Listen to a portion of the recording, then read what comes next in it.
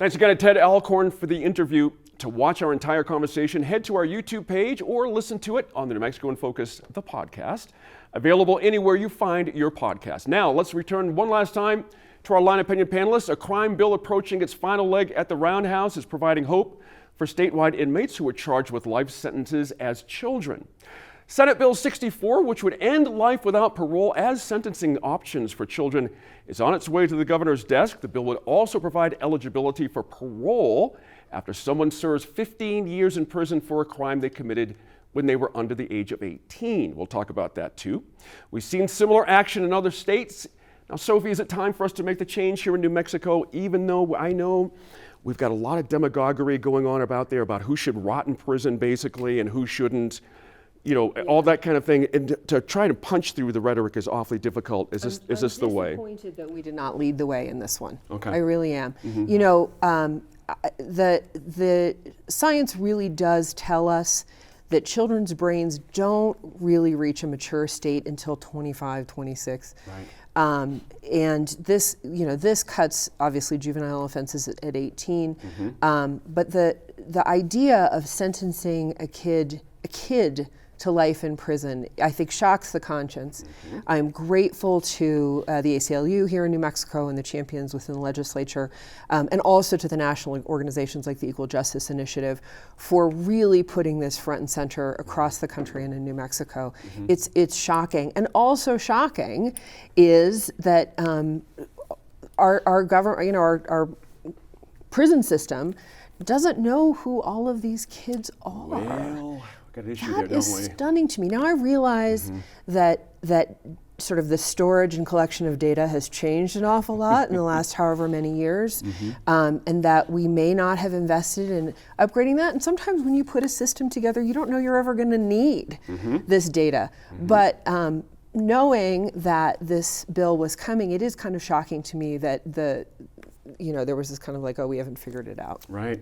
Rebecca, interesting. I mentioned there's going to be pushback on these things similarly. There was a bill introduced last year that was similar we might forget about. But Source New Mexico reports the bill was criticized by local prosecutors and some victims of violent crimes who raised concerns the people who harmed them will be prematurely released. That would seem to be a legitimate concern if you've gone through the trauma of losing a loved one to murder. But that's not what's going on here. I say again, it's awfully hard to punch through the rhetoric on something like this. Do we have a chance here to get some clarity? You know, I really hope so. And I have to acknowledge, like my opinion formed on this. I have not lost a loved one to a terrible, heinous crime.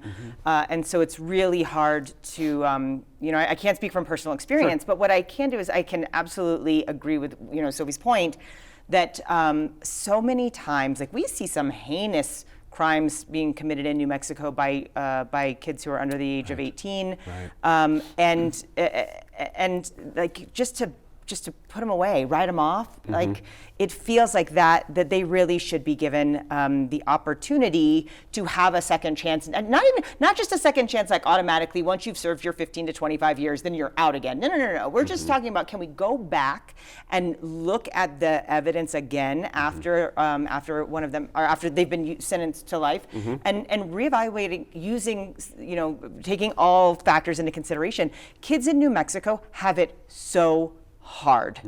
And so to make a judgment, again, 15 to 25 years ago or longer, to make a judgment and not be able to take all of those factors into consideration when sentencing a kid, it feels like it's a big part that we're missing. Childhood trauma is so important. And so Rebecca, I got a question. Can children change? If you've committed double murder as a 17-year-old, do you see what I mean here? Can you change? Can that type of person be different in 10 years, 15 years? And I'm not an expert. I know that children can change. Okay.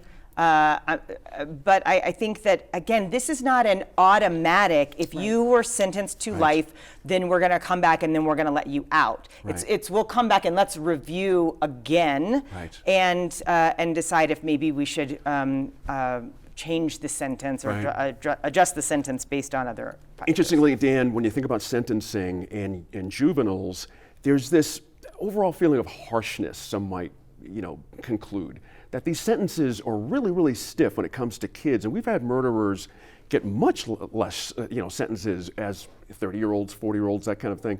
What is this hammering of kids thing? Where does it come from? Why do we? I don't know. I don't know how much of that I buy, Gene. That we've got 13-year-olds getting sentenced to grossly harsher sentences than 40-year-olds. What I do think is that kids can change. Okay. I'm a father of 4. Yep. I can tell you some for the good, some for the better. Kids change all the time. Who can't change is the victim. And so, some of the things that has to be looked at. Listen, our entire judicial system is flawed. There's no doubt about it. Right. The whole lock them up, throw away the key. We did it. I mean, in New Mexico, not to start a whole new conversation, we did away with the death penalty in a state that we killed 3 people in the last 75 years. All 3 were. No doubt they admitted it, guilty. And so, at some point there is the idea that, we've got to figure out, we talk about kids changing. I do think kids can change, and Sophie knows better than I do, but I don't know how much a 14-year-old changes over 15 years when he's locked up with hardcore criminals. That's the other part. He's suddenly talking about twice the life, right? So, you're talking about 14 and then maybe going to 29. Right. I think there, as you said, to open another conversation, what obligation do we have to those children to ensure that there are opportunities when they come out in terms of education, personal growth, et cetera? And not just there those children, are adults, programs, right? I mean, we totally. sentence men and women to prison, and they get out in 8 years, and you're like, well, now how do you get a job? But How do you get a house? That's a shift in our priorities and our perception of what is and isn't appropriate within our jails, within our prisons, and there's still quite a bit of tension there. I don't want our money spent. This isn't me. Not people not wanting our money spent on ensuring that when folks come out of prison, they're educated, they've had access to counseling, they've had the opportunity to improve themselves. 15 years, when you figure. That's the doubling of this kid's life. Yep. It took only 14 years to get them there. I think at some point we have to look at, as a society, we have to start being better at trying to put a process in place that says, okay, this person is trying to change. How do we give them the ability to change? These people are not changing, right? We can't have this whole swath. I think a lot of the stuff you're seeing, though, and to end it here, Gene, I'll end my comments, this is why I've always been opposed to mandatory sentencing. There's no reasons for mandatory sentencing. We have judges. Judges are lots of times are elected. If they're not elected, they're appointed. I mean, very few judges are appointed for life.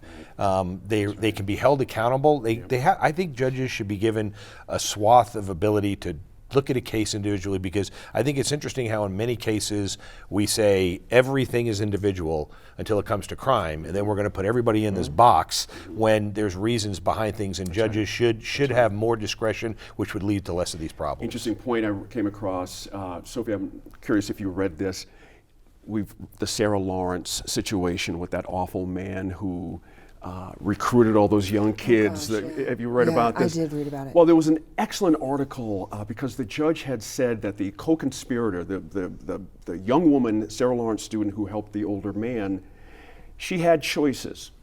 And the article went on to say, you know what, I've been following cults for a long time. Sometimes these people don't have choices the way we think they do. When you're very young and under the influence, you started to make this point earlier. That's right. I'll sort of extend it to what we're talking about. When you're talking about young people, when you're talking about children, we don't allow them to have many choices. Right. You must go to That's school right. up to a certain age. Your parents have authority over you, and if you want to sever that authority, the courts have to do that with you. There's all of these sort of limits on the choices of children. And then here is the place where we say, oh, well, you had a choice. Right. And, one of the things, just to pick up a little bit on what Dan was saying, one of the things that it seems to me this bill would do, this change would make, would be to give the possibility, to open the door to the possibility that this kid, now an adult, is making different choices, has grown, has a mature brain, a mature perspective, et cetera, instead of just saying, well, we closed that door 15 years ago, right. we're not going to take another look. We didn't have time to get to it, but the nonprofit publication ProPublica published an investigative report, guys, that found the state's corrections department has lost track of nearly 24 prisoners It's not the first Did time. you go through this in committee yeah. and things? Oh, It's not the first time. We had the case in Las Cruces with the Yeah. guy that got the DWI. I don't know how you can lose a juvenile, Right. even though they've been sentenced to life. I mean, you would think at some point, at least, look, I've never been to prison for that long. I've been to jail. We don't, no need to write the letters. We all know. We'll look it up online. Yeah, look it up online. You can Google it.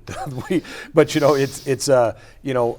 At least all the movies I see, people always yelling they're innocent. So you think at some point, somebody would be like, "Hey, dude, I'm still here. That's right. You know, That's right. I came in at right. I came in at 16, and I'm now 52. Well, what they are we doing?" looking- I'm laughing, The but it's not Guardian funny at all. actually did sort of put out a call for this. Like, That's right. are you aware of someone who fits this That's right. description? Please let us know. That's right. So they are looking for that, and I suspect they'll be. Got to more wrap of up that. there. Sorry about that. Thanks again to our line panel, as always, for this week. Be sure to let us know what you think about any of the topics or opinions the line covered on our Facebook, Twitter, or Instagram pages, and catch any episode you might have missed on the PBS Video app or on your Roku or Smart TV.